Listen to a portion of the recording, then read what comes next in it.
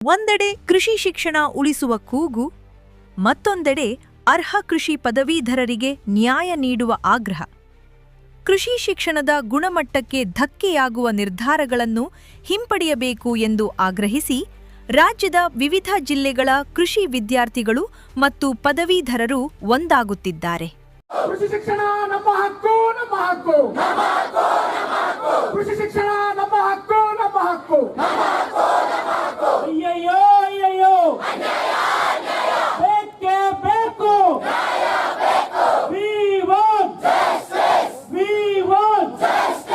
ಒಕ್ಕೂಟದ ಆರೋಪದ ಪ್ರಕಾರ ಭಾರತೀಯ ಕೃಷಿ ಸಂಶೋಧನಾ ಮಂಡಳಿ ಐಸಿಎಆರ್ ನಿಗದಿಪಡಿಸಿರುವ ಮಾನದಂಡಗಳನ್ನು ಕಡೆಗಣಿಸುವ ಕ್ರಮಗಳಿಂದ ಕೃಷಿ ಶಿಕ್ಷಣದ ಮೌಲ್ಯ ಕುಸಿಯುವ ಆತಂಕ ಎದುರಾಗಿದೆ.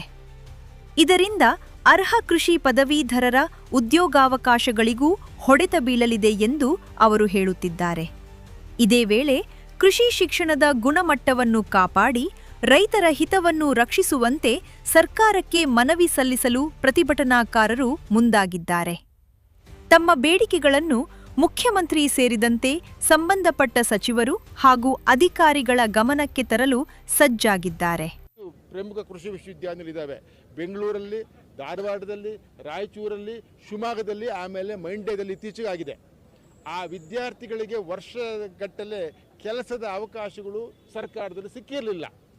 ಆದರೆ ಇತ್ತೀಚೆಗೆ ಮೇ ತಿಂಗಳಲ್ಲಿ 1000 ಜನರಷ್ಟು ಒಂದು ಕೃಷಿ ಅಧಿಕಾರಿಗಳು, ಸಹಾಯಕ ಕೃಷಿ ಅಧಿಕಾರಿಗಳ ಒಂದು ನೇಮಕಾತಿಯ ಪ್ರಕ್ರಿಯೆ ಸರ್ಕಾರ ಕೈಗೊಳ್ತು. ವಿದ್ಯಾರ್ಥಿಗಳಿಗೆ ಭಾರಿ ಖುಷಿ ಆಯಿತು. ಆದರೆ ಖುಷಿ ಹೆಚ್ಚು ಹೊತ್ತು ನಿಲ್ಲಿಲ್ಲ.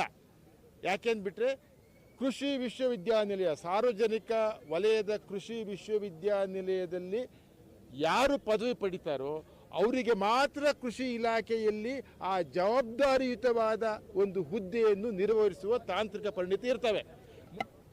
ಕೃಷಿಯನ್ನೇ ಇವತ್ತು ಆವಾಸನದ ಅಂಚಿಗೆ ತಳ್ಳುವಂಥ ಒಂದು ಕೆಲಸ ಮಾಡ್ತಾ ಇದೆ. ಇವತ್ತು ಇಡೀ ಇಂಥ ಭಾರತ ಮಾತೆಯ ಭವಿಷ್ಯವನ್ನು ಹಾಳು ಮಾಡುವಂಥ ಕೆಲಸಗಳನ್ನ ಕೈ ಬಿಡಬೇಕು.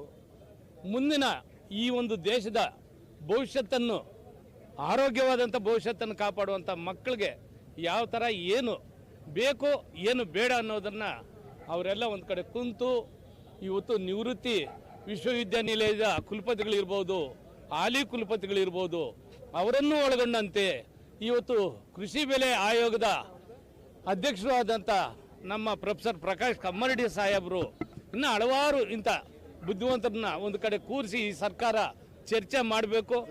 ನನ್ನ ಹೆಸರು BV ಸುರೇಶ್ ಅಂತ. GKVK ಕೃಷಿ ವಿಶ್ವವಿದ್ಯಾನಿಲಯದಲ್ಲಿ 1977ರಲ್ಲಿ ನಾನು ಪಾದಾರ್ಪಣೆ ಮಾಡಿದೆ. ಅಲ್ಲಿನ ಮಣ್ಣಿನ ಋಣ ಈಗ 50 ವರ್ಷ ಆಗ್ತಾ ಬಂತು. ನಾನು ಪ್ರಾರಂಭವಾಗಿ ಅಸಿಸ್ಟೆಂಟ್ ಅಗ್ರಿಕಲ್ಚರ್ ಆಫೀಸರ್ ಆಗಿ ನಾನು ಸೇವೆ ಸಲ್ಲಿಸಿದ್ದು. ನಂತರ ಅನೇಕ ಹುದ್ದೆಗಳನ್ನು ಮಾಡಿದೆ. ಇಲ್ಲಿ ಪ್ರಶ್ನೆ ಇಲ್ಲಿರೋದು ಅಸಿಸ್ಟೆಂಟ್ ಅಗ್ರಿಕಲ್ಚರ್ ಆಫೀಸರ್ ಅಂತಂದರೆ ಅವತ್ತಿನ ದಿವಸ ನನಗೆ 20 ಗ್ರಾಮ ನನಗೆ ಇನ್ಚಾರ್ಜ್ ಇತ್ತು. ಅಂದರೆ ಎಷ್ಟು ಜನ ರೈತರು ಬರ್ತಾರೆ ಲೆಕ್ಕ ಹಾಕಿ.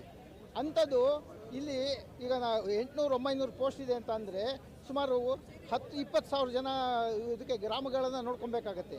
ಎಲ್ಲ ಕೃಷಿ ವಿಶ್ವವಿದ್ಯಾಲಯದಲ್ಲಿ 25 ದಿನ ಪ್ರೊಟೆಸ್ಟ್ ಆಗ್ತಿತ್ತು. ಈ 25ನೇ ದಿನ ನಾವು ಫ್ರೀಡಮ್ ಪಾರ್ಕಲ್ಲಿ ಬಂದಿದ್ದೀವಿ.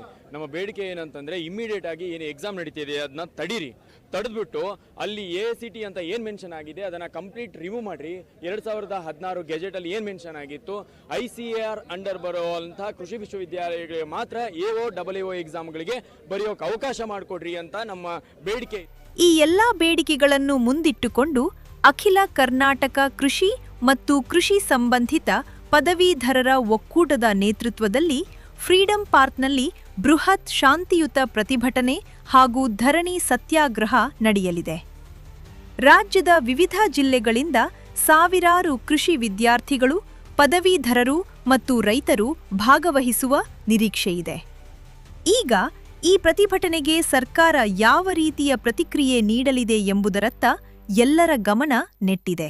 Sagar, news times, Bengaluru. ನಾವು ಮೊದಲನೇದಾಗಿ ಎಲ್ಲ ಹಮ್ಮಿಕೊಂಡಿರ್ತಕ್ಕಂಥ ಕಾರ್ಯಕ್ರಮ ಏನಂತಂದರೆ ನಾವು AO ಎಕ್ಸಾಮ್ನ ಅದು AO ಎಕ್ಸಾಮ್ನಲ್ಲಿ ರೈಟೆಕ್ ಮತ್ತು BTech ಕಾಲೇಜ್, ರೈಟೆಕ್ ಮತ್ತು BTech ಕಾಲೇಜನ್ನು ರಿಮೂವ್ ಮಾಡೋದಕ್ಕಾಗಿ ಹೋರಾಟ ನಡೆಸಿದ್ದೆವು.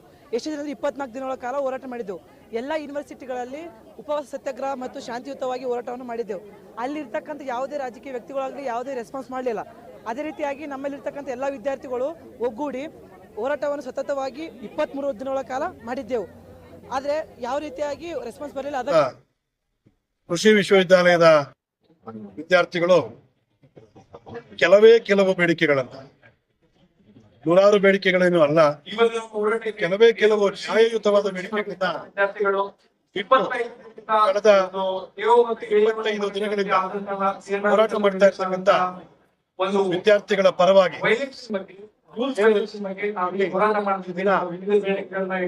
ರಾಜ್ಯದ ವಿದ್ಯಾರ್ಥಿಗಳು ಕೇಂದ್ರರಾಗಿ ಬಂದು ಈ ಚಳವಳಿಯಲ್ಲಿ ಭಾಗವಹಿಸ್ತಾ ಇದ್ದಾರೆ. ಬಹುಶಃ ವಿದ್ಯಾರ್ಥಿಗಳ ಬೇಡಿಕೆ ಅತ್ಯಂತ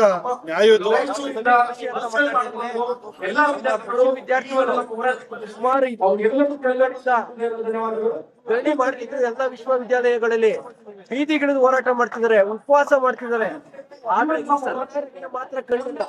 ಮುಖ್ಯಮಂತ್ರಿಗಳು ವಿದ್ಯಾರ್ಥಿಗಳನ್ನ ಭೇಟಿಯಾದಾಗ ನನ್ನ ಕಣ್ಣಿಗೆ ಸರ್ಕಾರ ಪರವಾಗಿ ಸರ್ಕಾರ ಮುಚ್ಕೊಂಡಿದೆ ಪರವಾಗಿ ಅಂತ ನೋಡಿಸಬೇಕಾಗುತ್ತೆ. ಅದೇ ರೀತಿಯಾಗಿ ಆ ಕನ್ವರ್ಸೇಷನ್ ಇರ್ತಾರೆ. ಸಿ ಅಂಡ್ ತಪ್ಪಾಗಿದೆ, ಮುಂದೆ ಸರಿ ಮಾಡ್ಕೊತೀವಿ ಅನ್ನೋ ಮಾತನ್ನ ಹೇಳ್ತಾರೆ.